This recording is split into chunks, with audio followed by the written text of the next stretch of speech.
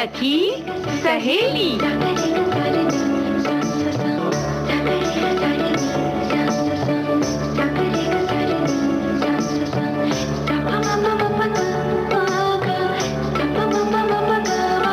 सखी सहेली।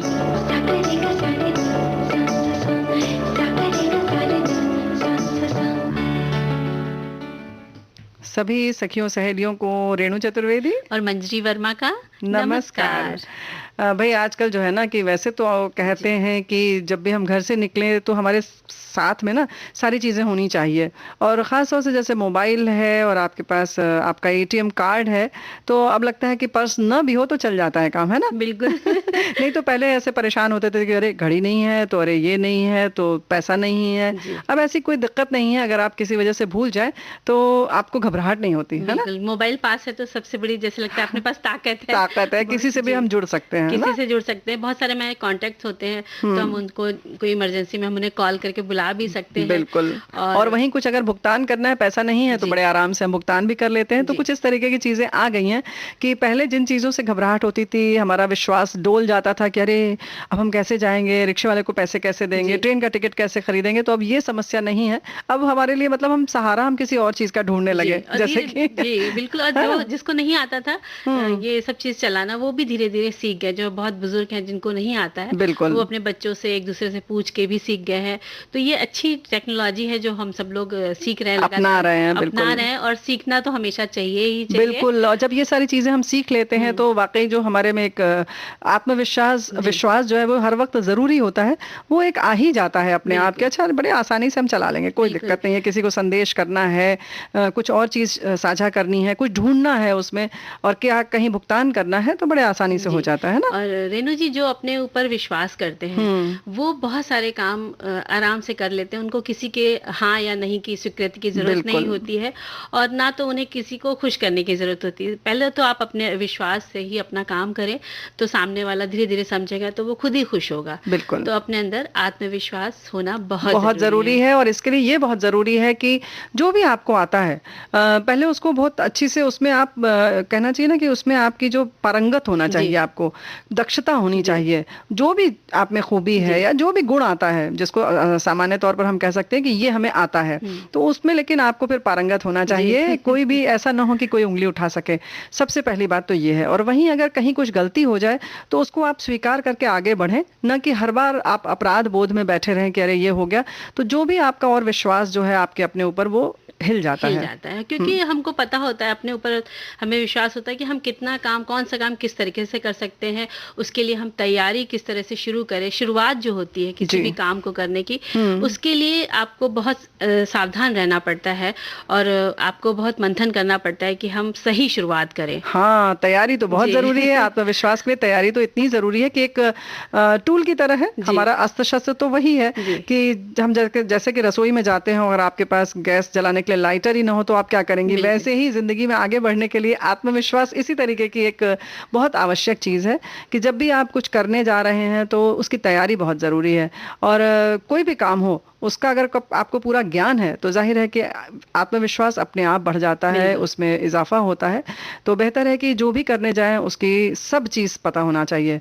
अच्छा, इसके साथ साथ एक चीज़ और है, जैसे खासतौर से खाना बनाने की अगर हम बात करें तो बनाना तो सबको बहुत आता है, लेकिन बिगड़ जाए तो क्या करना चाहिए, ये भी आना बहुत जरूरी है ना। वो नहीं आता है तो कुछ नहीं आता, क्योंकि रेणु जी जो रसोई होता है वो एक तरीके से प्रयोगशाला ही होती है महिलाओं के लिए। उसमें जाके नए नए आविष्कार करती हैं। तो सपोज कोई भी चीज, सब्जी में नमक ज्यादा हो गया तो अब क्या करें आप, तो उसके लिए भी कई तरीके हैं, बहुत सारे तरीके हैं। हम उस पर चर्चा नहीं करेंगे, लेकिन हमारी सब सखियां आपस में एक दूसरे से और अपने खास तौर से अपनी माताओं से, दादी से, नानी से, इन लोगों से पता चलता रहता है कि अरे फट से ये कर लेती, बड़ी आसानी से हो जाता, इसमें घबराने की क्या बात है। और उनके पास जो हमारे बड़े बुजुर्ग होते हैं, दादी नानी होते हैं, उनके पास बैठना जरूर चाहिए। आप उनसे थोड़ी देर बातें कीजिए, जिससे आप उनके बहुत सारे अनुभव आप ले सकती हैं, सीख सकती हैं। तो जो दूरियां होती वो भी कम होती है। और मुझे लगता है बहुत से लोग अपने बुजुर्गों को ऐसे से हाथ चलाते नहीं है, तो वो चीज़ नहीं करना चाहिए। थोड़ा-सा उनके पास बैठे, उनके हाथ-पैर दबाएँ या दबा दें, सहलाएँ। बिल्कुल सही बात तो है। जो आपका जो स्पर्श मिलता है उन बुज़ुर्ग लोगों को, तो उनके अंदर एक खुशी मिलती है कि ये बच्चा या ये पर्सन हमारे साथ जुड़ा हुआ है, जुड़ा हमसे हुआ करीब है, है। हाँ, और हमारा ध्यान रखता ध्यान है। रखता और है। एक उम्र बढ़ने के साथ-साथ जो आत्मविश्वास की हम जी, बात कर रहे हैं, उसमें कमी आती है, क्योंकि हमारा शरीर धीरे-धीरे शिथिल होता है जी, और कहीं न कहीं उसकी क्षमता में कमी आती है। तो डर लगता है कि कहीं हम गिर ना जाएँ, जी। कहीं जल ना जाएँ या कुछ और ना हो जाए या हमारी कोई हड्डी ना टूट जाए। तो ये जो दिक्कत है, या हुँ, थोड़ा-सा ऊँचा सुनना हो या देखने हुँ। में कमी आने की बात है, ये सब चीज़ें जो हैं वो आत्मविश्वास में कमी कर देती हैं। तो एक घबराहट मन में रहती जी, है और लगता है कि कोई सहारा मिल जाए। जी। तो ऐसे में जब कोई परिवार का सदस्य, या जैसे कह रही हो मंजरी ना, कि हुँ, कोई बैठे पास में बातें पास में। कर ले और सहला दे हाथ पैर, हुँ, तो बड़े बुजुर्गों को तो अच्छा लगता ही है। वहीं अगर आप खुद भी देखें तो हुँ। आपको जो उनकी ऊर्जा मिलती है बिल्कुल, वो भी बहुत बड़ी होती है, क्योंकि बहुत। वो आशीर्वाद के रूप में जो हमें ऊर्जा देते हैं अपनी, जो हमारे यहाँ बराबर कहते हैं ना कि हाथ उठाकर जो आशीर्वाद दिया जी। जाता है, तो वो सिर्फ आशीर्वाद नहीं है, बल्कि हमें एक तरह से उनसे एनर्जी मिलती है। तो उस ऊर्जा का भी हमको महत्व समझना चाहिए, बिल्कुल, है ना? बिल्कुल समझना चाहिए। वही हमें और ताकत देते हैं हाँ, जीने फिर के वही वाली लिए। बात आती है कि हाँ, आत्मविश्वास जो है वो अगर आप बड़े बुजुर्गों से आशीर्वाद लेते रहेंगे, तो हमें धीरे-धीरे जो है और आत्मविश्वास हमारा बढ़ता जाता है, कि हमें पता लगता है कि हमारे पीछे कोई कोई है है करने ना? वाला कोई है। बिल्कुल। तो तो भई और भी हम इससे जुड़ी हुई बातें करते हैं, लेकिन पहले एक थोड़ा-सा सुनते गीत गीत। सुन लेते हैं अच्छा-सा।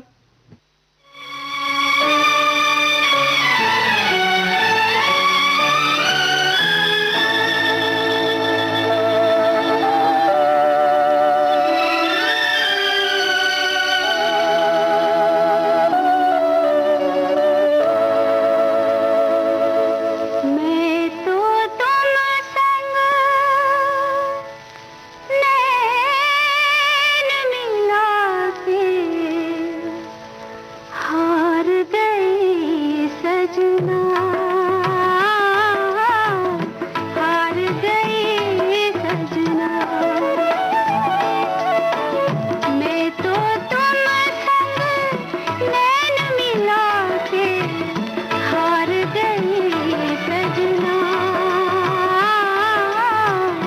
हार गई सजना।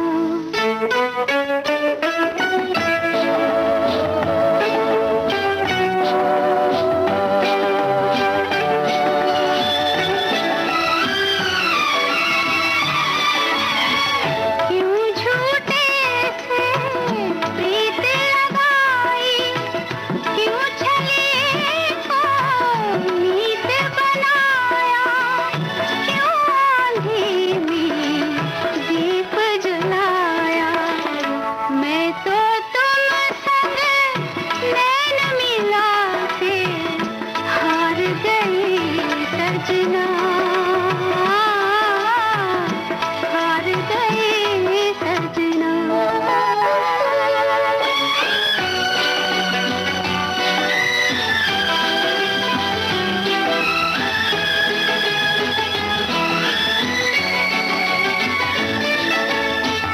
सपने में जो बाग लगाए, सपने में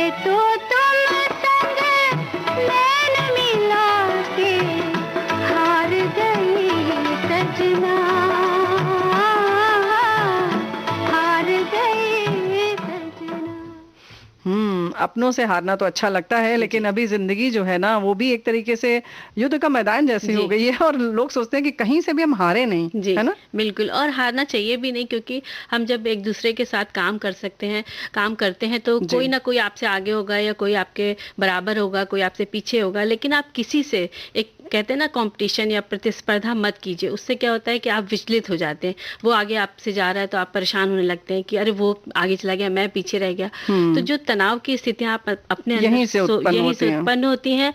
आप अपने अंदर सोच के घुटते रहते हैं, किसी से बात नहीं करेंगे, और जो आपका काम करने का तरीका है उससे भी आप हट जाते हैं। मंजरी, लेकिन प्रतिस्पर्धा की जहां तक बात जी आती है, अच्छी चीजों में प्रतिस्पर्धा कर सकते हैं हम, अच्छी चीजों में हम देख सकते हैं एक दूसरे को, या दिखावेबाजी में भी पढ़ सकते हैं कि हाँ सफाई अगर ज्यादा रखनी है तो हम दिखावेबाजी जी कर सकते हैं कि भाई मंजरी का घर ज्यादा साफ है, हम इससे भी ज्यादा साफ जी रखेंगे। यहाँ तक तो सीमित है, लेकिन जहां तक पैसा या कपड़ा या सौंदर्य की बात हो, या मतलब पहनावे जी ओढ़ावे की बात हो, या हमारे पास टेलीविजन किस साइज का है, किस ब्रांड का हमारे पास वॉशिंग मशीन है, इन सारी चीजों में प्रतिस्पर्धा या देखा देखी नहीं होनी बिल्कुल, चाहिए। दिखावा नहीं होना चाहिए। और कहते हैं ना कि जितनी चादर हो आप उतने ही पैर फैलाएं। बिल्कुल। तो उस तरह से आप विचार रखेंगे, अपने अपने जो मन मस्तिष्क है आपका, उसको आप विचारों को सही रखेंगे तब तो ठीक रहेगा। अगर आप उसमें उलझते जाएंगे दूसरे से प्रतिस्पर्धा करने के चक्कर में, तो आप अपने कार्यों से हट जाएंगे। तो आपको पहले तो ध्यान रखना है, और बहुत आप बीमार होने लग जाएंगे, कुछ भी आपको समझ में भी नहीं आएगा। तो इन सब से बचने का तरीका यही है कि आप ठीक है, आप दूसरे से अच्छी चीज़ों को देख के सीखे ज़रूर, लेकिन आप ईर्ष्या जलन जो ये भावनाएं होती हैं उनको अपने अंदर नहीं पनपने दें। इसके लिए आप एकांत में बैठें और विचार करें, मंथन करें कि जो आप सोच रहे हैं क्या वो सही है या गलत है, या आप अब अपने काम को कितना नहीं कर पा रहे हैं सही तरीके से। बिल्कुल, ये बात तो है, लेकिन अभी जब भी ये बात से याद आया कि अभी जी हम लोगों ने पता नहीं क्या मंथन किया, अभी मुझे याद आया कि अभी कार्यक्रम का तो हमने अपना आगे का बताया ही नहीं कि आज हम हास्य नाटिका जी लेकर हाजिर हैं, और उसमें उसका शीर्षक है आपका चोर। तो वो हम अभी सुनवाएंगे, लेकिन बहनों को बताना था, वो हम भूल गए मंजरी। तो चलिए ये आपने तो बता दिया। नहीं देखिए मंथन करते ही एक बात निकल आई हाँ, तुम आपके बोल रही थी से। तो हम मंथन कर रहे थे। जी लेकिन हाँ भाई, ये जरूरी बात तो थी कि हमने बताया कि हास्य नाटिका अभी हम सुनेंगे थोड़ी देर बाद। तो सखियां हमारे साथ बनी रहेंगी इस कार्यक्रम में। लेकिन ये जो ईर्ष्या वाली बात है, ये वाकई खुद को जलाती है। जी वैसे भी कहते हैं कि ईर्ष्या हो, द्वेष हो, जो भी चीजें हैं वो कुछ चीजों में आप मतलब इन सब चीजों को अगर हम अनदेखा कर दें तो ज्यादा बेहतर है। और वैसे भी कहते हैं ना कि अगर हम आपके बारे में सोच रहे हैं तो इसका मतलब कि हमने अपने दिमाग को बिना किराया आपसे लिए जी किराए पर रख लिया है, और हमने पूरी जगह दे दी है अपने दिमाग में आपको कि आइए आप रहिए, और हम हाँ आपके बारे में ही सोचेंगे, हम आप ही का स्वागत करेंगे, हाँ और वो आपके ही बारे में सब कुछ आपका ही देखेंगे। तो भाई ऐसा ना करें, आप थोड़ा सा किराया ले लें, या बेहतर है कि किराएदार निकाल दें और जी अपने ही आप खुद को किराए पर रख लें, तो ये अच्छा रहेगा, बिल्कुल, है ये ना? आपने बहुत सही बात कही। और जैसे कि आप अगर अपने आप में अपने बारे में सोचते हैं, तो आप ये सोचिए कि मैं पहले तो इस तरह की नहीं थी, मैं इस तरह की भावनाएं नहीं रखती थी, मेरा दिल साफ था, मैं हमेशा अच्छा सोचती थी, लेकिन अब मुझे क्या हो गया है, तो आज मैं उनके जैसी क्यों बन रही हूँ। तो इस चीज से अपने बिल्कुल। को उबारना है अपने को। और कभी ऐसा विचार आए या आपको लगता है, अगर खुद नहीं समझ में आ रहा है, तो कभी आपके परिवार के सदस्य या कोई आपके मित्र अगर कहती जी हैं कि क्या हो गया है तुमको, तो थोड़ा उस पर गौर करिए। ऐसा मत हम कभी कभी क्या होता है कि एकदम से झटक देते हैं, कहते हैं नहीं हम ठीक है, हमें तो कुछ नहीं हुआ ऐसा नहीं है। कभी गौर कीजिए बैठ के कि उसने ऐसा क्यों कहा हमको, या कोई ये तो कैसी हो गई हो तुम, बदल गई हो, तो जी पूछो उससे कि किस मायने में कह रही जी हो सकता है कि वो सही अच्छे मायने में कह रही हो, कि आप सुधर गई हो, अच्छी हो गई हो। तो ये सारी चीजों को देखना बहुत जरूरी है कि हमारे में क्या बदलाव हो रहा है। कभी कभी बहुत अच्छा बदलाव जी भी होता है, तो उसको भी समझें कि क्यों हो रहा है। और अगर जैसे कि किसी आपके मित्र ने कहा, तो आप फिर गौर करें कि अगर खराब कुछ बदलाव आ रहा है तो वो क्यों आ रहा है। कहीं ऐसा तो नहीं कि हमने कोई ऐसा अपना दोस्त बना लिया है, कोई ऐसी मित्र बना ली है जी जिसका व्यवहार हमारे ऊपर कहीं ना कहीं अपनी छाप छोड़ रहा छाप है, छोड़ा है हावी ना? हो रहा है। तो रेणु जी ये चीजें बहुत ध्यान रखनी चाहिए कि आप अपनी बातें अगर अपने आप निर्णय नहीं ले पा रहे हैं, तो आप अपने किसी खास दोस्त मित्र को, बिल्कुल। जैसा कि आपने कहा है, तो उनको बता के शेयर करें, और सही और गलत का ये समझ इसीलिए ले। तो कहा गया कि निंदक नियरे राखिए, जी यानी कि अगर आपकी कोई गलती बताता है तो आप उसको अपना दुश्मन न समझें, बल्कि उसको आंगन में कुटी छवा के बिल्कुल, रखें, यानी कि अपने घर में बिठाएं। और उससे भी अच्छाई ढूंढने की कोशिश बिल्कुल, करें। उसे समझे कि आपके में क्या परिवर्तन आ रहा है। और सच बात है मंजरी की, जैसे कि अक्सर हमें नहीं समझ में आता है कि हम क्यों चिड़चिड़ा रहे हैं, जी हमें क्यों आजकल गुस्सा आ रहा है, तो किसी से बैठकर राय ले लें। और वो भी फिर राय लेने के लिए भी आपको ये देखना पड़ेगा कि कौन है, और किससे ले कितना रहे हैं आप। विश्वास पात्र है जो हाँ आपकी बात को सुनकर अपने तक ही रखता है। क्योंकि बहुत से बात होते हैं कि जैसे आपने अपना दुख सामने वाले को कहा, उसने तीसरे को कह दिया, तो फिर वो चीज़ बहुत गलत हो जाती है। जी। तो ऐसा होना चाहिए मित्र, जो हम अपनी बात कहें वो अपने तक ही रखें, अगर वो किसी और का भी मित्र है तो उसकी बात को भी अपने तक रखें। तो बिल्कुल। ऐसे ही मित्र ढूँढने चाहिए, हालाँकि बड़ी मुश्किल होती है ऐसे नहीं मित्र मतलब ढूँढने के लिए। ये भी आपकी जी। समझदारी पर निर्भर करता है कि आप कैसे समझदार मित्र का जी। चयन आप करती हैं, क्योंकि जो समझदार होगा, बात दूसरे को बताना तो अब बहुत बात की बात है जी। मंजरी जी। ऐसा क्या होता है ना कि पहले तो उस समय आपको राय क्या दे रहे हैं, किस तरह से, क्या उनके में ये क्षमता है, वो परिपक्व है इस तरह से हाँ। कि आपको सही राय दे सके जी। या कोई सही दिशा दे सके कि नहीं ऐसे से ऐसे कर लो। अक्सर ऐसा होता है कि ठीक है, अब ये पारिवारिक कार्यक्रम है हमारा, तो जाहिर है कि जैसे पति से थोड़ा सा झगड़ा हुआ, उन्होंने तुरंत शुरू हो गई बिल्कुल कि जिसको कहते हैं ना कि झंडा लेके कि झंडा अच्छा लेके। नहीं नहीं जी। आपके हस्बैंड को बिल्कुल ऐसे करना ही नहीं चाहिए था, ऐसे कैसे उन्होंने कह दिया। अब उसमें क्या होता है कि आग में घी डालने जैसी जी, बात हो जाती भड़का है। देते हैं। जी। उनके भड़काने से भड़कना भी नहीं चाहिए। सोचे खुद कि हमें क्या करना है, वो जो बिल्कुल। कह रही है वो किस दिशा में जी जा रहा हाँ। है, या मेरे हस्बैंड ने किस वजह से ये बात कही, हाँ। आप खुद ही सोचिए। नहीं, अगर नहीं आप सोच पा रही हैं तो हाँ। कभी कभी दूसरे से कह के मन हल्का हो जाता है। जी। तो हो सकता है आपने सिर्फ इसलिए कहा है, तो उसको बस उतने तक ही रखिए। आपने कह दिया, लेकिन ये वही वाली बात है कि आप ये देखें कि किसके सामने आपको कहना जी। है, क्या वो इतनी समझदार हैं। तो हाँ। ये सब बहुत सारी चीजें हैं जिनको तराजू पर तौलना पड़ता है, हमें जी। देखना पड़ता है कि हमें कब किस चीज की जरूरत है। तो बिल्कुल। हमें लगता है कि फिलहाल तो हमें एक गीत छोटे की से गीत की ज़रूरत है। जरूरत है ना।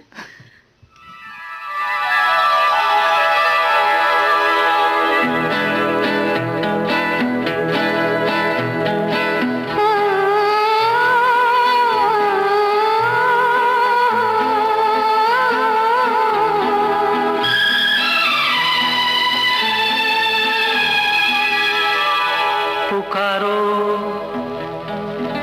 मुझे फिर पुकारो, पुकारो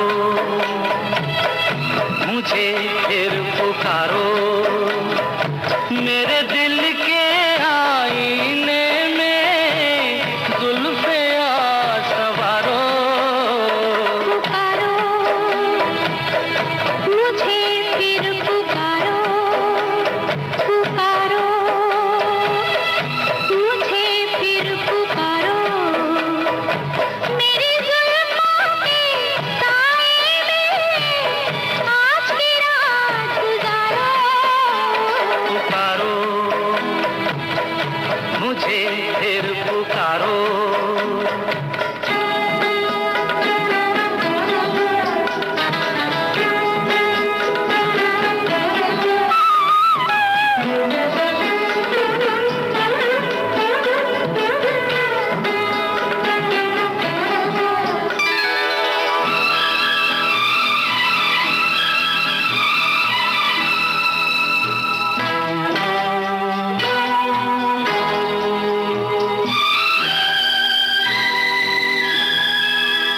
गुलशन में ऐसी छाँव ऐसी धूप नहीं, कलियों में ऐसा रंग ऐसा रूप नहीं।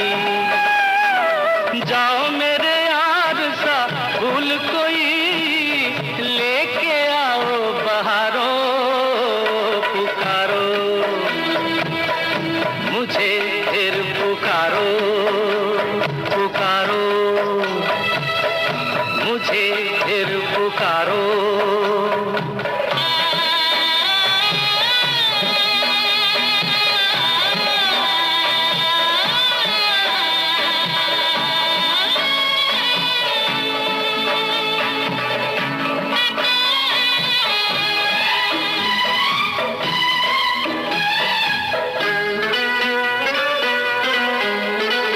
चांदनी के इस अंधेरे में जरूर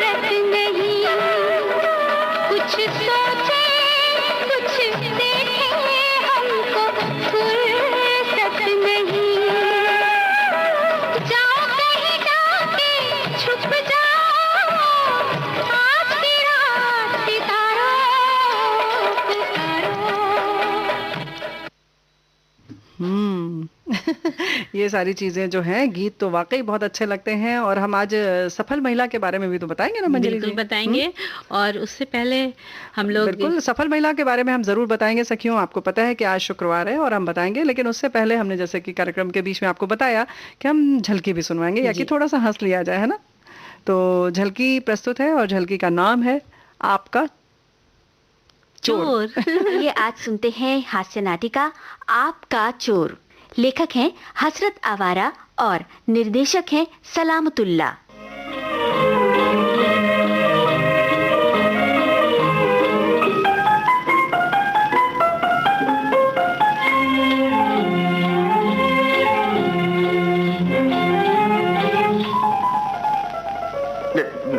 हर बात पे मैं कहता हूँ तुम जी हाँ जी हाँ जी हाँ। इसका क्या जवाब है? जी वो जल्दी में। जल्दी तो करनी ही चाहिए थी। अब कहिए, ये हो गया वो हो गया, और ना हुआ सो बैंक का रोकड़ खाता अधूरा ही रखा हुआ है अब तक। हुआ ही समझना चाहिए, क्या जोर देना है जी, जो अब चीफ साहब के सामने लगेगा। और आप जानते हैं बाबू साहब कि इसके साथ ही हम दोनों को बैंक से लाइन क्लियर भी मिल जाएगा। क्या कहूँ, अब तो भूल हो ही गई जल्दी में। फिर वही जल्दी आई। अरे भाई, फिर वही जल्दी की आड़ ली आपने। बैंक का लेन देन 2 आने 4 आने का तो होता नहीं, दिन भर में लाखों के वारे न्यारे हो जाते हैं। नहीं बाबू साहब, इसका भुगतान आपको उठाना होगा। ले जाइए खाता वता उठाकर। मैंने अपना नोट लिख दिया है। चीफ साहब मुआयना करके चले जाएं, तब देखूंगा कि आप कहाँ हैं और मैं कहाँ हूं। ले जाइए मेरे सामने से। जी।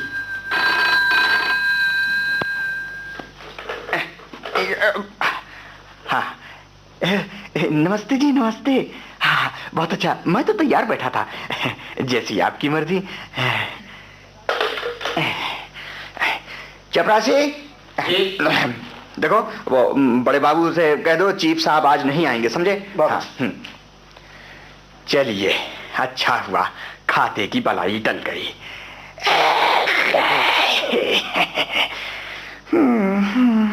अच्छा तो और क्या? अरे हाँ, याद आया। चपरासी, क्या नाम है तुम्हारा? वो मिश्री लाल। हाँ, मिश्राम दो। और कहो ये मोतियों का हार, इसकी एक लड़ टूट गई है, कृपा करके गुंदवा दीजिए। जी साहब। ही बनवाएं। और सिंघाड़ों का कुंदन कहीं कहीं से छींच गया है, वो भी ठीक करा दें। हाँ। जी साहब। हार? ओहो ठहरो, ये भी कहना कि घर में से जरा जल्दी बनवा जी दें। साहब। हार? ओ हाँ हाँ, हार लो, ही संभाल के लेना। क्या चपरासी जी? चपरासी तुम बात ठहरो। हाँ, मैं फिर बुला लूंगा। हाँ, जाओ।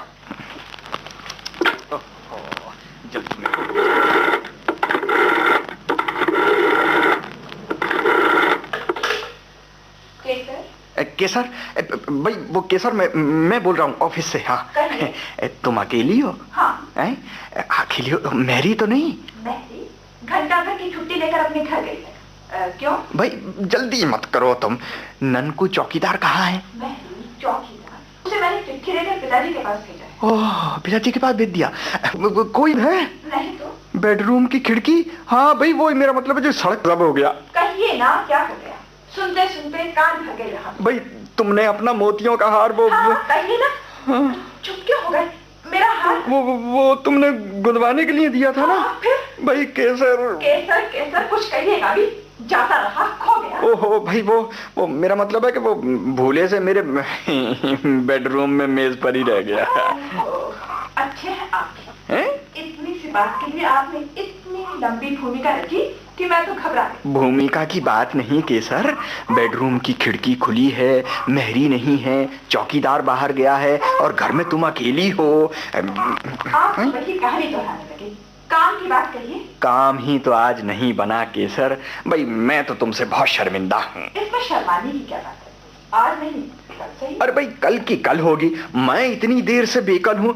तुम जानो केसर, आजकल दिन दहाड़े चोरियां होने लगी हैं, और खास तौर से अपनी तरफ तो जैसे चोरों का रमना है, रमना।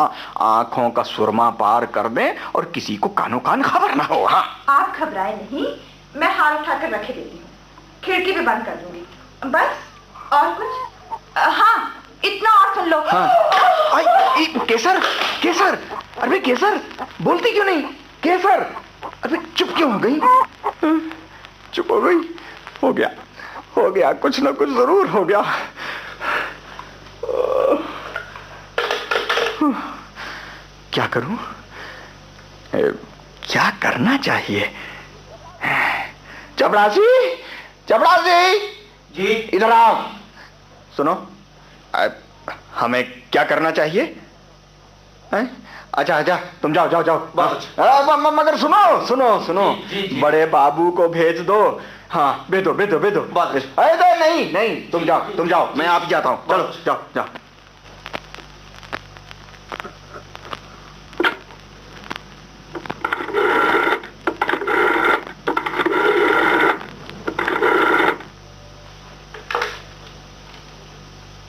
इंस्पेक्टर तिवारी, आप? मैं वो डिस्ट्रिक्ट कोऑपरेटिव बैंक का मैनेजर सुदर्शन जी, सुदर्शन। आप हैं? हुक्म हुक्म क्या इंस्पेक्टर साहब, बड़ा गजब हो गया। कुछ परवाह नहीं, क्या केस है? बैंक में कुछ? जी बैंक में नहीं, यहाँ तो आपकी कृपा से सब ठीक ठाक है, मामला तो घर का है। आप तो शायद शहर से बाहर कहीं रहते? जी हाँ, वो वहीं रहता हूँ, वो जानवरों के अस्पताल से कोई 2 फरलॉन्ग आगे चूना भट्टी के पास है। चूना। मगर हुआ क्या, वो कहिए। हुआ ये इंस्पेक्टर साहब कि मैं कुछ देर पहले एक जरूरी मामले पर घर के लोगों से फोन पर बात कर रहा था। बातें करते करते अचानक घर के लोगों ने चीख मारी, फोन का रिसीवर हाथ से छूट गिरा और घर के लोग फिर नहीं बोले। इंस्पेक्टर साहब, आप ये कहना चाहते हैं कि कोई ऐसी दुर्घटना हो गई जिससे सबके? ना ना ना, सबके सब नहीं इंस्पेक्टर साहब, घर के लोगों से मेरा मतलब है एक मेरे घर में उस वक्त उनके सिवा घर में और कोई था ही नहीं है। तिवारी जी सुन रहे हैं ना? मैं सुन रहा हूँ। हाँ। और कोई ना था, फिर क्या हुआ? जी घर में से बातें करते करते एकदम चीख पड़ी और वो हुआ जो मैं पहले कह चुका हूं। मुझे डर है इंस्पेक्टर साहब कि घर अकेला, बेडरूम की खिड़की खुली पाकर कोई आ गया और 2000 रुपए की मालियत का एक मोतियों का हार लेकर चलता बना, और बेचारी अकेली स्त्री उसका कुछ ना बना सकी और शायद भय खाकर गिर पड़ी। हाँ। और क्या मैं पूछ सकता हूं कि आपको किसी पर शुबा है? शुबा? शुबा कैसा इंस्पेक्टर साहब? अभी तो मैं यकीन के साथ ये भी नहीं कह सकता कि चोरी हुई भी है या। देखिए ना, खिड़की खुली थी, हार मेरे बेडरूम की सिंगार मेज पर खुला रखा था। अब इतनी मालियत की चीज और यूं खुली छोड़ देना, फिर खिड़की बंद ना करना, मैनेजर साहब ये तो चोरों को दावत देना। जी वो ये आपने मेज पर हार क्यों छोड़ दिया? वो इंस्पेक्टर साहब बात यह है कि मैं ऑफिस की तैयारी कर रहा था। आज चीफ मैनेजर का मुआयना होने वाला था, इसकी जल्दी थी। कपड़े पहन ही रहा था जो घर में से लड़ी टूटा हार लेकर आई दोबारा गुंदवाने के लिए। तिवारी जी इतनी जल्दी थी कि कपड़े साट पहन मैंने कार संभाली और दफ्तर आ गया। हार लाना ही भूल गया। यहाँ आकर मुझे तो याद आया। बहुत अच्छा, आप शायद आ रहे? जी हाँ, मैं अभी चला। और आप? मैं भी। जी।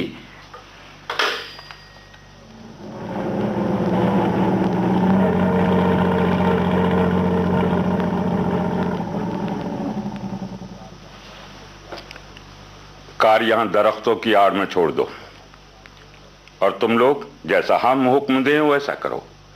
बोलना चालना बिल्कुल बंद। देखो सामने का मकान, इस पर पिकेट लगे। गंगा सिंह जी। तुम गणेशी के साथ चूने की भट्टी की आड़ ले लो। जो हो। भागे और पकड़ ना मिले तो फौरन पिंडलियों पर फायर कर दो। जी। छर्रे के कारतूस लाए हो? जी हाँ। ये तो हुआ पश्चिम रुख और मजबूत हो गया। जाओ, आठ ना होने पाए, खबरदार। बेहतर। अच्छा रणवीर जी। तुम इन शेख जी को लेकर पूर्व का मोर्चा संभालो। बहुत अच्छा। मिले तो मिले, नहीं तो फायर। आज तुम्हारी वीरता की परख है, क्या समझे? जी। मुंह से बोल, खकार खांसी एकदम बंद। बस। शेख जी साथ जाओ। तुम्हारी तरफ से निकल गया तो यही लोहे के कंगन तुम दोनों को पहनवा दूंगा, समझे? दरख्त की आड़ ले लेना। जाओ। देखो तुम चारों भी जोड़ी बना लो। एक जोड़ इधर दखन का निकास के लिए और दूसरा उत्तर का। नाक में दम कर रखा है, रात तो रात दिन में भी नहीं चूकते। सुदर्शन जी भी आ गए, मैं उनके साथ जाता हूं। अच्छा हुआ कि एक कारतूसों का फालतू कट्ठा भी लेता आया। नमस्ते जी, नमस्ते। क्या हुआ? पिकेट लगा दिया। अब आपका घर 8 हथियारबंद सिपाहियों के घेरे में है। मक्खी भी उड़कर निकले तो टांग से गोली खाए। टाइम से जी तिवारी जी बाबा बाबा बाबा, क्या चटपट सारा काम किया है आपने भाई, हद है। अरे साहब, कानून की पाबंदी भी तो एक चीज है। जी हाँ। हाँ चलो, दरवाजा खोलो। कौन आप हैं? जा। धीरे बोलिए। मेरे साथ और भी है कोई। आइए। हाँ, ये तुम लकड़ी लिए दरवाजे ही पर थी क्या? मुंह तो देखो इनका, खून की छींट नहीं रही। अब मत घबराओ तुम। हाँ, क्या करती? फोन करते करते आंगन की तरफ जो देखती हूँ तो सन्नाटा आ गया। सन्नाटा? कहाँ था? पहले मुंडी काटा वहाँ दिखाई दिया डरबे के पास, और फिर वहाँ से मुझे देखता हुआ भागा। रसोई घर की तरफ चल दिया। देखो, हाँ याद कर लूं। हाँ, फिर बर्तन बासन लाता हुआ तुम्हारे बेडरूम की तरफ जा रहा था। बेडरूम? जो मेरे मुंह से चीख निकल गई और टेलीफोन का रिसीवर हाथ से छूट गया। कहाँ तक संयम रखती? ढाए ढाए करता घर, मेहरी नहीं, चौकीदार नहीं। चुपके से उठी, पानी पिया, तब कुछ सुधरी। अब क्या करना है सोचो। फिर मैंने कहा, निकलेगा तो पापी बड़े दरवाजे से ही। दोनों पट बंद। ये ईंधन की लकड़ी लिए खड़ी थी कि आया तो मार के छोड़ के रख दूंगी। ठीक है। तो तुम्हारा मतलब ये है कि अभी घर ही में है? अजी, घर कैसा, आपके बेडरूम में है। वो मारा, फिर क्या मार लिया है दुष्ट को। आइए तिवारी जी। अब आप अपना काम कीजिए। बचा की श्यामती ने घेरा था, जो आप आके पिंजरे में बैठ गए। कि सर, आप हैं पुलिस इंस्पेक्टर। नमस्ते श्रीमती जी। नमस्ते। मैं सारी वारदात खड़ा खड़ा सुन रहा था।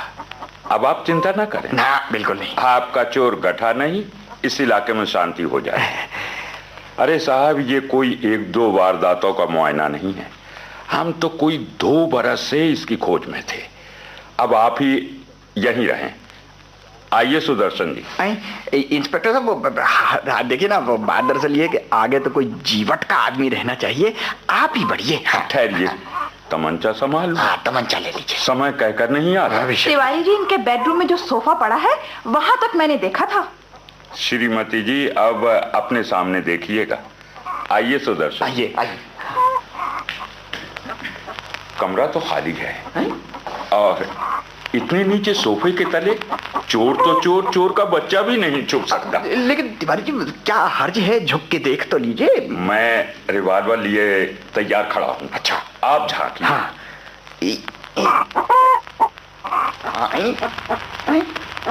सोफे के नीचे तो चटियल पड़ा है। मगर क्या कहा? मगर सुदर्शन जी, मेरी उंगली लबलबी पर है, घबराना नहीं। नहीं तिवारी जी, ये तो गर्दन कटा मुर्गे का बच्चा बड़ा है। आय हाय हाय हाय। ये निकला। वो चला। किधर? पकड़ो। क्या इस मोए न्योले को? क्या कहा?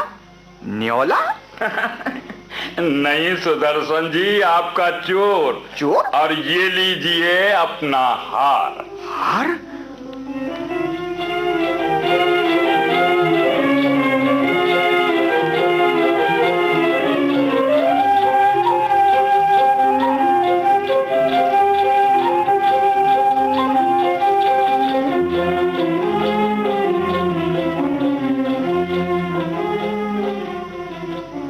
आज आप सुन रहे थे ये हास्य नाटिका आपका चोर। लेखक हसरत आवारा और निर्देशन किया सलामतुल्ला ने। तो भाई ये जो फिल्में हैं, नाटक है, कहानियां हैं, वो वाकई दिल की गहराइयों तक पहुंचती है और किस तरह से हम जुड़ जाते हैं उसमें ना, चित्र बिल्कुल सामने आ जाता है। सामने लगता है। बहुत ध्यान से सुन रहे थे तो बड़ा अच्छा लग रहा था सुन करके। और बहुत सारी ऐसी फिल्में मंजरी आजकल बनती हैं जो हकीकत जो हो चुका है, घटनाएं हो चुकी हैं, या यूं कहें कि रियल स्टोरी पर होती हैं, और बहुत ज्यादा कभी कभी इतनी प्रेरणादायक होती हैं कि वाकई लगता है कि इनके बारे में हमें वैसे जानना चाहिए था और हम नहीं नहीं पढ़ पाते बहुत जगह जी, पे ना। और रेणु जी बहुत लोगों को पता भी नहीं होता है इन सब के बिल्कुल। बारे में। लोग क्या क्या कहाँ कहाँ क्या कर रहे हैं, जब फिल्में बनती हैं तो हम देख लेते हैं, सुन जी। लेते हैं, तो कहीं ना कहीं हमारे अंदर भी एक लौ जल जाती है कि नहीं, हम भी ये कर सकते कर भी हैं। सकते हैं। और उसके साथ साथ एक बात और है, जैसे बहुत कुछ हो भी चुका है, जैसे मैरी कॉम की बात अगर हम बात करें तो मतलब एक शादीशुदा होने के बाद, बच्चों की मां होने के जी। बाद भी उन्होंने जो ऐतिहासिक काम किया वो वाकई बहुत ही काबिले तारीफ काबिले-तारीफ है ना। और हम छोटी छोटी चीजों से परेशान हो जाते हैं। और वहीं जैसे फिल्म बनी चक दे इंडिया के बारे जी। में पता चला हमें कि किस तरह से हॉकी में हमने कैसे अपना परचम लहराया। तो कुछ ऐसी फिल्में हैं जो ऐसे ही हमारे सांड की आंख बनी थी तो हाँ, उसमें भी सांड की आंख की दादी बात की है। कहानी थी, तो जी हाँ। वो भी इंस्पायर करती है कहीं ना कहीं। हाँ, और जो हकीकत है वो हमें सच बात है कि हमारा जो विशाल देश है उसमें हम पूरे देश में एक साथ सारी चीजें नहीं जान पाते, जी। लेकिन हम अपने कार्यक्रम के माध्यम से भी कोशिश करते हैं कि कुछ ऐसी जानकारियां लेकर आएं, और खास तौर से उन सखियों के बारे में जो जिन्होंने कुछ किया है और जो हमारे लिए सच में इतिहास रच रही हैं, बिल्कुल। और हम सबको उनके बारे में जानना भी चाहिए। बिल्कुल जाना है ना? चाहिए रेणु जी। और आज क्योंकि गुरुवार है और हम सफल महिला की बात कर रहे हैं, तो आज हम लेकर आए हैं, महिला पहलवान है विनेश फोगाट।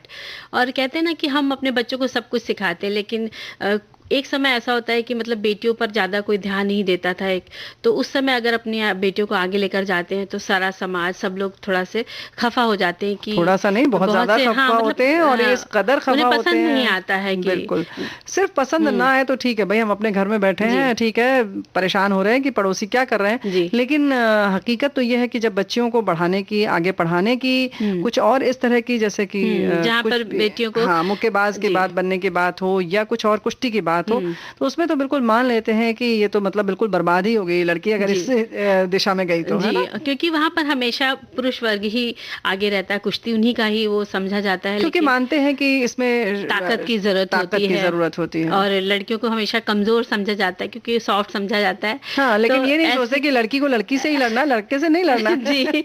और जहाँ पर बेटियों को किसी और फील्ड में पहचान बनाने की बात कोई सोच भी नहीं सकता था, तो वहाँ पर एक गांव है, हरियाणा में एक गांव है बलाली, वहाँ की एक नामचीन परिवार था, पहलवान परिवार था, उसमें 25 अगस्त सन 1994 में विनेश फोगाट का जन्म हुआ। और विनेश फोगाट को बहुत सारे लोग जानते भी हैं, बहुत सारे लोग नहीं भी जानते हैं, ना? और इनके पिता का नाम श्री राजपाल सिंह और माँ का नाम प्रेमलता। बचपन से ही पहलवान का जज्बा उनके अंदर बहुत कूट कूट कर भरा हुआ था, क्योंकि उनके परिवार में इस तरह का माहौल था, क्योंकि जो उनके दादाजी थे श्री मान सिंह जी, और ताऊ जी जो पहलवान खुद भी थे, उनका नाम है महावीर सिंह।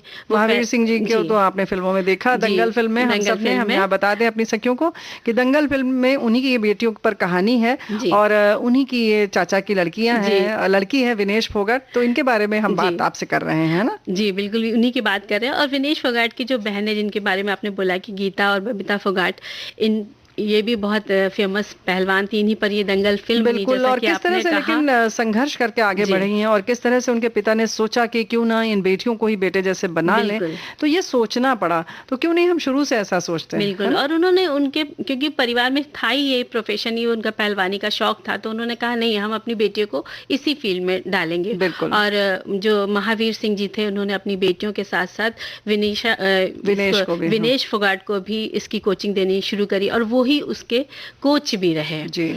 तो शुरू में बच्चों को, बहुत छोटे बच्चे थे तो उनको ये सब करने में बड़ा दिक्कत होती थी। भाई हर आदमी सोचता है कि हम मुलायम गद्दे पर सोएं तो कितना अच्छा होगा, क्यों हम इस मिट्टी के मैदान में दौड़ें और मुक्के खाएं। उनको सुबह उठा दिया जाता था, सुबह ही उठना है, दौड़ना है आपको, और खाने में बहुत सारे चीजों का संयम रखना पड़ता है, वो चीजें खानी पड़ती हैं कभी कभी जो आपको नहीं पसंद है, और जो पसंद की चीजें हैं उनका त्याग भी करना पड़ता है। और जब वो बच्चे ये नहीं, मतलब थक जाते थे, नहीं मन होता था, तो उन्हें डांट भी पड़ती थी कि नहीं, तुम्हें तो करनी है ये चीजें, एक्सरसाइज वगैरह सब कुछ करनी है।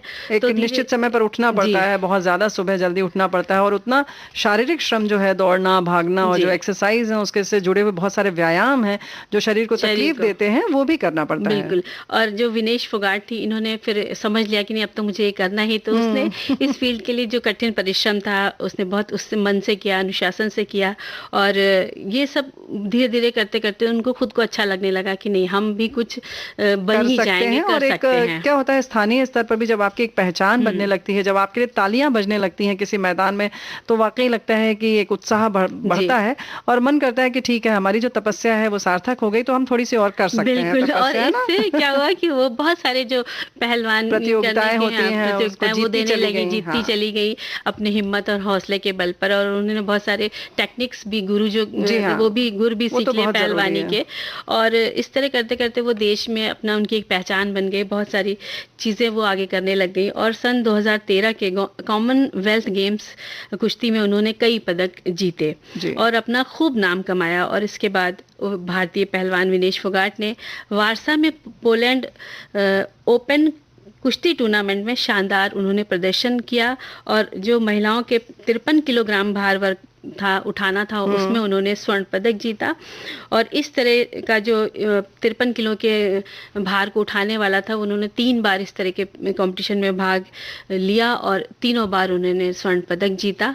और इस तरह से उनकी जो उपलब्धियां थी वो धीरे धीरे बढ़ती चली गई। जी हाँ, और सिर्फ अपना नाम नहीं किया बल्कि देश का नाम किया विश्व स्तर पर, ये बहुत बड़ी बात होती है।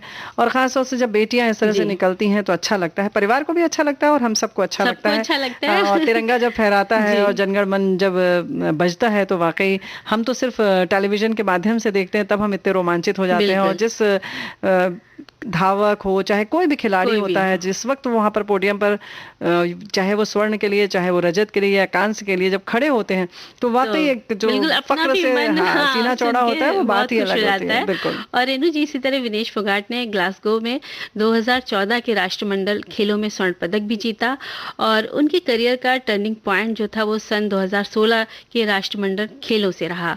रियो ओलंपिक में चोट लगने से वे एक बार बाहर भी हो गई थी, लेकिन उन्होंने फिर भी हार नहीं मानी और वो अपने उस पर डटी रही कि नहीं, हमें कुछ ना कुछ तो करना ही है। और इसी तरह उन्होंने सन 2018 में एशियाई खेलों में स्वर्ण पदक जीतकर वे पहली भारतीय महिला पहलवान बन गई और उन्होंने एक इतिहास रच दिया। और इस तरह से उन्होंने अपनी मेहनत के बल पर अपने परिवार और देश का नाम रोशन किया, और जो हम सबके लिए बहुत ही गर्व की बात है। ये बात तो है ही। और इधर बहुत सारी चीजों में हमारे देश की बच्चियों ने नाम किया है।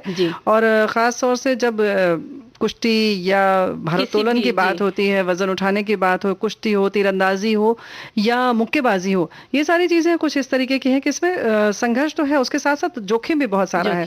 तो उसमें डर तो रहता है मन में कि कहीं कुछ हो ना जाए, माता पिता भी घबराते रहते हैं, लेकिन नहीं, ऐसा मत करिए आप। सबसे बड़ी चिंता उन्हें माता पिता को ये रहती है कि अगर कुछ टूट फूट हो गई तो फिर बहुत आगे का जीवन कैसे होगा, इसके लिए मुश्किल हो जाएगा। लेकिन भाई विश्व स्तर पर अगर देखा जाए तो अगर ये न करती ऐसा, तो हमें कैसे स्वर्ण पदक मिलता? तो भाई कुछ तो करना पड़ता है। उनसे तो कितनी सारी बेटियों ने प्रेरणा ली है, और वो भी आजकल बेटियां भी खूब गेम्स में आगे हैं, फुटबॉल भी खेल रही हैं, क्रिकेट भी खेल रही हैं और हर फील्ड में नाम कमा रही हैं और हमारे देश के लिए स्वर्ण पदक ला रही हैं। तो ये बहुत ही गर्व की बात है। कुश्ती के क्षेत्र में जो फोगाट बहनें कर रही हैं वो वाकई बहुत काबिले तारीफ है।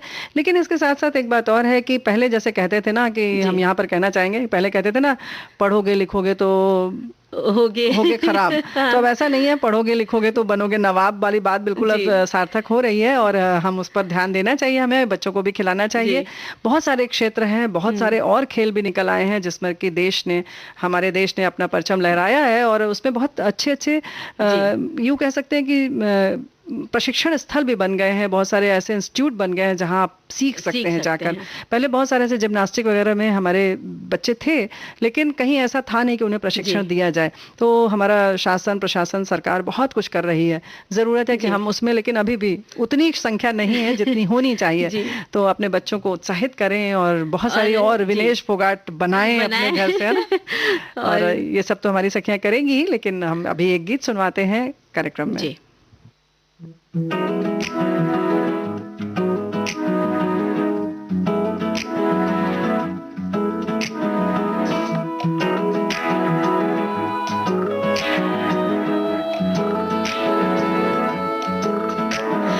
रंग बदल बदल के क्यों चहक रहे हैं दिन दोपहरिया, मैं जानू ना जानू ना जानू ना जानू ना क्यों खुदक खुदक के धड़कनों की चल रही गिलहरियां।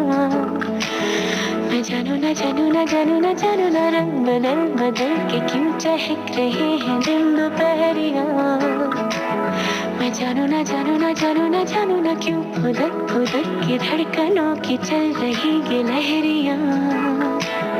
मैं जानू ना क्यों जरा सा मौसम सरफिरा है या मेरा मूड मस्खरा है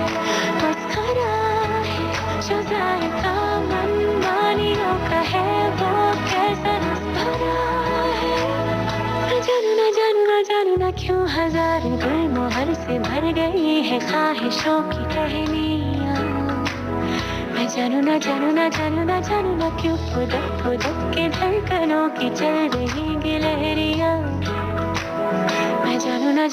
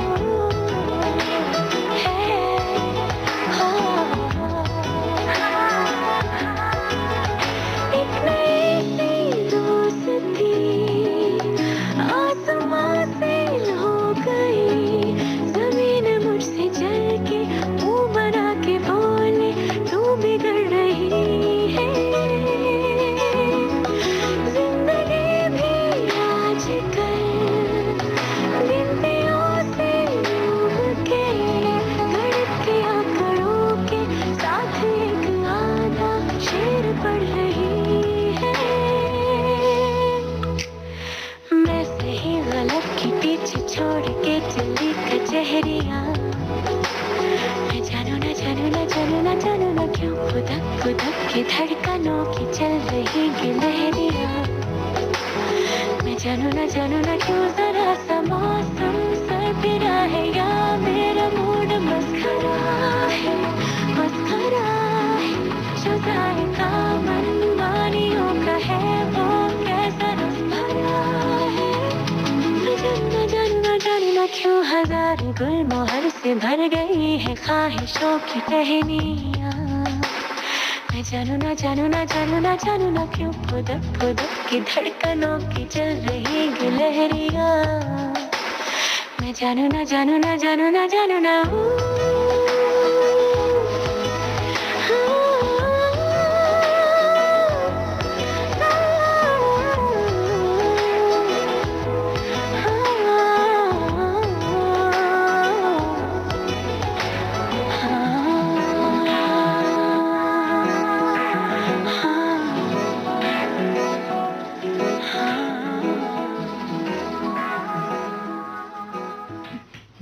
कैसे घर में जो बच्चियां होती हैं गिलहरी की तरफ फुदकती रहती हैं और कब बड़ी हो जाती हैं और कुछ इस तरीके से बबीता और गीता फोगाट, विनेश फोगाट बन जाती हैं और कुछ पढ़ाई में या अलग अन्य किसी क्षेत्र में अपना नाम करती हैं। लेकिन ये जो कुश्ती वाली जो बात है, हम आज जिस बिटिया की हमने बात की विनेश फोगाट की, तो जो कहते हैं ना कि फिल्म तो हमारी बहुत सारी सखियों ने देखा होगा और देखा होगा कि किस कदर इसमें मेहनत करनी पड़ती है और कैसे उनका पानी पूरी या गोलगप्पे खाने का मन करता था और वो बच्चियां नहीं खा पाती थी। तो बहुत मुश्किल है, इतना आसान नहीं है। बहुत सीन बड़े अच्छे लग रहे थे उनकी कहानी को सुन करके।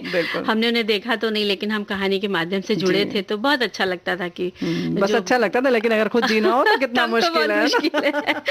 लेकिन ये सच में बहुत बड़ा संघर्ष होता है, तपस्या है एक तरह से। हम किसी भी क्षेत्र में इस तरह से जब नाम होता है तो हम सिर्फ देखते हैं कि नाम हो गया, लेकिन उसके पीछे के संघर्ष की कहानी जो होती है वो वाकई बहुत मुश्किल होती है। एक कम उम्र में इस तरह से त्याग करना बहुत मुश्किल होता है। और संघर्षों से तो कभी घबराना भी नहीं चाहिए, क्योंकि जिंदगी है तो संघर्ष है और संघर्ष है तो हमें काम करना है, सामना करना है। हाँ, लेकिन संघर्ष हमें पता है बहुत सारे समय के साथ, काम के साथ तो करना ही पड़ता है। कुछ लोग जो है वो खाली समय जब मिलता है उसके लिए भी बड़े संघर्ष करते हैं, कहते हैं अब क्या करें। कभी तो मतलब उसके लिए संघर्ष करते हैं कि खाली समय मिले। और कुछ लोग होते हैं जिनके पास बहुत ज्यादा खाली समय है तो ये सोचते हैं कि हम क्या करें। समय का जो सदुपयोग है वो बराबर करते रहना चाहिए, क्योंकि जो प्रकृति है वो लगातार अपना काम करती रहती है। समय परिवर्तन होता रहता है, सूरज निकलता है, डूबता है, लेकिन हमें क्या करना है, हम समय पर ध्यान नहीं देते। तो जैसे आप गुड मॉर्निंग होती है आपकी, आप उठ जाइए और अपने दिन भर के भी जो भी काम है उसको आप एक सुनियोजित ढंग से करिए। आप उसके लिए एक दिन पहले से ही प्लेलिस्ट, अपनी लिस्ट बना लीजिए कि आज मुझे इतने सारे काम करने हैं। तो वो अब जब एक एक करते हुए रात को जब आप अपने बेड पर सोने जाएंगे तो आपको लगेगा कि वाह, आज मैंने पूरे दिन में एक-एक समय का, एक-एक मिनट का यूज़ किया है, सदुपयोग किया है। तो इसके लिए ज़रूरी है कि मंजरीना कि जैसे कि हम पहले विचार कर लें कि हमको कौन सा काम ज़रूरी है, और उनमें भी लिस्ट जो बनाते हैं उसमें ये बहुत ज़रूरी है कि ये देखना ज़रूरी है कि किस काम को बिल्कुल टाल नहीं सकते, और किसको अगर समय न मिले या कुछ और एक्स्ट्रा काम आ जाए, कोई अतिरिक्त अलग सा काम आ जाए ज़रूरी है जो उसको करना पड़े, तो हम किसको टाल सकते हैं कल तक। बिल्कुल ऐसा भी है कि ज़रूरी नहीं है कि आप अगर आपने 10 काम नियत किया और उसमें कोई और काम आ गया या कोई मेहमान आ गए या आपको फोन पर कोई आपने बात कर ली, तो आप ये परेशान हो जाए कि अरे अब ये लो तो 8 ही काम हुआ। तो उसमें भी थोड़ा सा ऐसा देख लें आप कि कौन सा काम है जिसको कि आप थोड़ा सा मुलतवी कर सकते हैं, और वो करना भी चाहिए। अब जैसे मान लीजिए कि रेणु जी कि हम घर पे बैठे टीवी देख रहे हैं, टीवी बहुत सारे लोग हैं, बहुत सारे सीरियल लगातार देखते रहते हैं।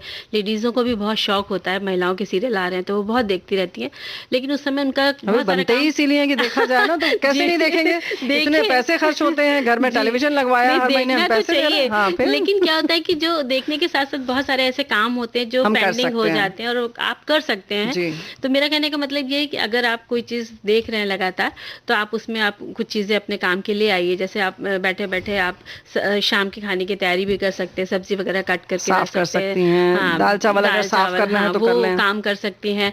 और नहीं तो आप आटा गूंथ के भी वहीं पास में बॉटल वगैरह रख लीजिए, तो वो करके आप रख सकती हैं।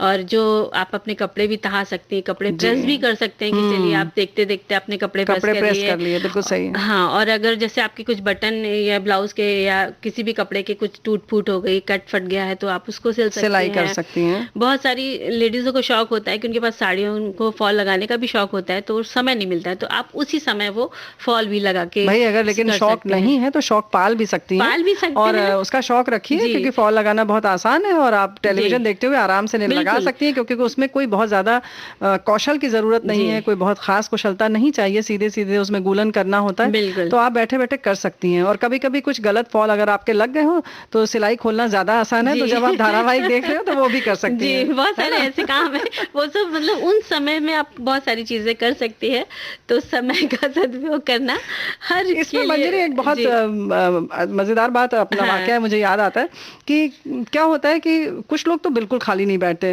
टेलीविजन भी देख रहे हैं, तो उसमें क्या होता है कि अभी एक काम खत्म हो गया, दूसरी सब्जी वगैरह कुछ लेने गई और वो धोने लगी और फिर उनका यहाँ पे धारावाहिक या फिल्म देख रहे हैं वो छूट गई। तो ऐसे में क्या हुआ कि हमारी एक सहेली ने कहा कि इसके लिए मैं क्या करती हूँ कि जब मुझे कोई अच्छी फिल्म आ रही हो जिसको छोड़ना नहीं है, तो उसके लिए मैं पड़ोस में चली जाती हूँ, ताकि मुझे बिना कोई काम करते हुए मैं देखूं। ये तो अच्छा आइडिया है। हाँ, मतलब ये दोनों चीजें हैं, मतलब आप काम करें, लेकिन अगर आपका कभी ऐसा मन है कि कुछ लोग की मतलब आदत होती है कि खाली नहीं बैठ सकते, तो वो अगर टेलीविजन देख रहे हैं तो अपने आप में कुछ कुछ करते रहते हैं, तो क्या होता है कि उसमें थोड़ा सा डिस्टर्बेंस होता है। तो कोई ऐसी फिल्म आप देखना चाहती हैं तो अपनी अच्छे से मित्र के पास चले जाएं। इस मामले में हमारा रेडियो बहुत अच्छा है, हम रेडियो लगा दें, काम भी कर रहे हैं और सुन रहे हैं, ये बात तो है। टीवी में क्या होता है, हमें सुनना भी पड़ता है, देखना भी पड़ता है। नहीं, लेकिन हम ये तो नहीं कह सकते कि आप धारावाहिक ना देखें, आप बिल्कुल देखें, फिल्म देखें, सब कुछ करें, लेकिन ये आपकी मर्जी है, हर चीज का एक समय होता है, लेकिन सीमित समय में ही देखें। ये नहीं कि आप पूरे दिन यही देख रहे हैं, आप रेडियो सुनते हुए काम भी करती हैं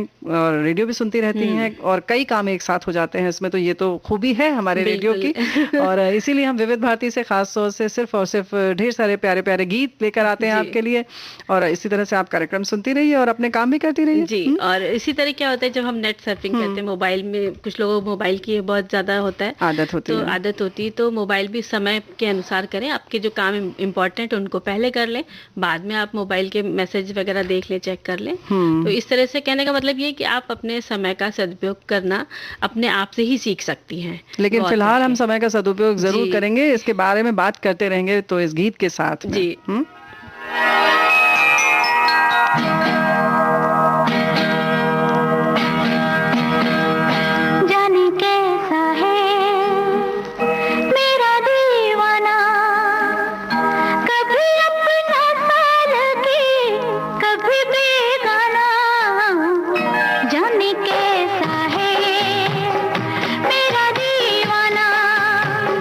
कभी अपना सा लगे, कभी बेगाना।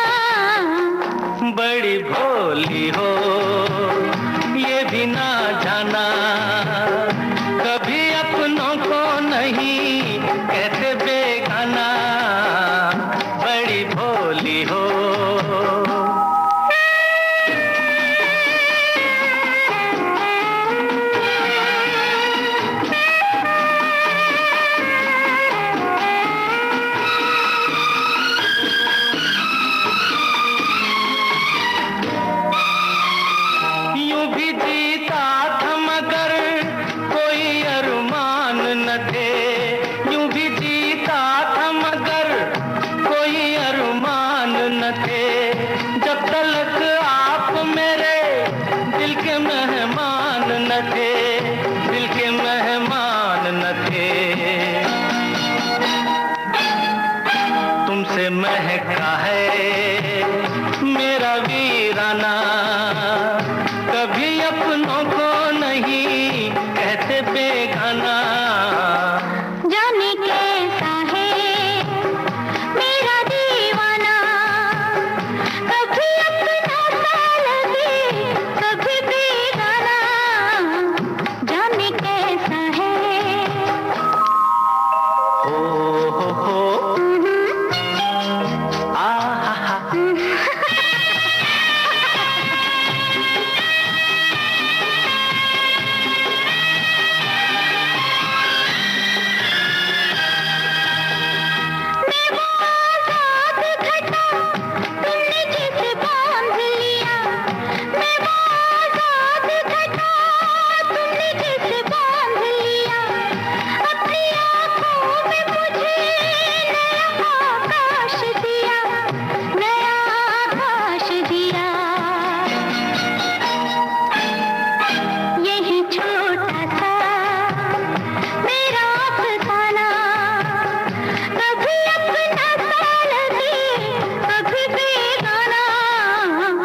बड़ी भोली हो ये भी ना जाना, कभी अपनों को नहीं कहते बेगाना। बड़ी भोली हो।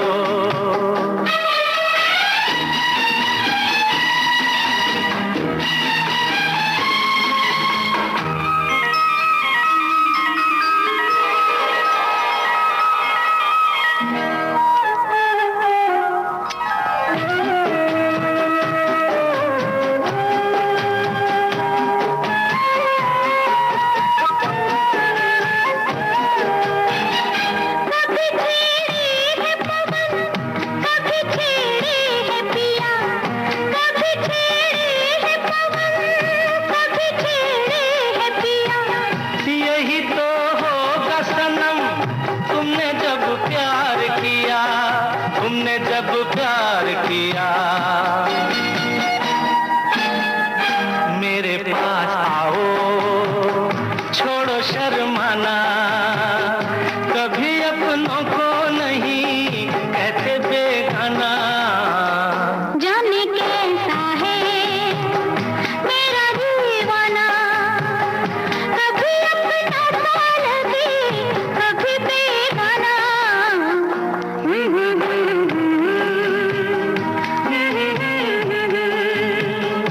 ला ला ला ला ला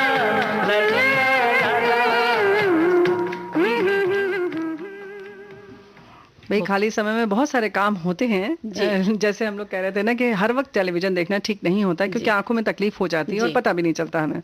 तो कम देखना चाहिए, देखना जरूर चाहिए, लेकिन कम देखें और साथ में और भी काम करें। और यानी कि अब ये बात तो हो गई मंजरी ना कि मतलब हम आंख का काम दोनों तरह से कर सकते हैं। अच्छा ठीक है।